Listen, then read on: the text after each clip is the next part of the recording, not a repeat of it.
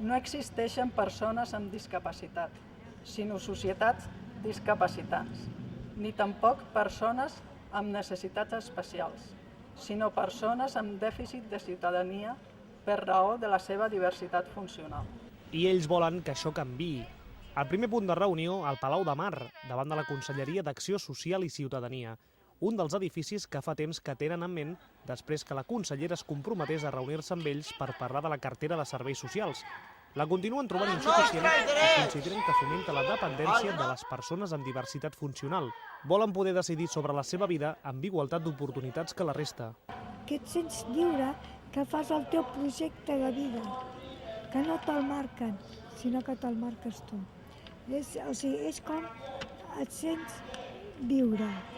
En una institució ets viscut per altres. Les prestacions que es preveuen són de més de 3.000 euros mensuals per ingressar en una residència i, en canvi, només 1.300 per dedicar-los a l'assistència personal.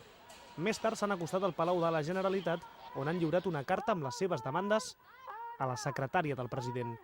No volen perdre més temps. No podem esperar 2010 per començar a fer les nostres vides, no? Que necessitem que aquest any 2009 hi hagi solucions, no? Hi hagi l'assistència que necessitem, que hi hagi les ajudes tècniques que necessitem, no? I que donem compliment a allò que diu l'Estatut i allò que diu la Llei de Serveis Socials i allò que diu la Convenció de Nacions Unides sobre els drets de las personas amb diversitat funcional. El asistente personal es la figura que la ley debe desarrollar y por la que debe apostar para que la vida independiente sea una vida independiente, plena. El 31 de desembre acaba el projecte pilot d'assistent personal del qual s'han beneficiat 56 persones a Catalunya i que esperen no quedi en paper mullat.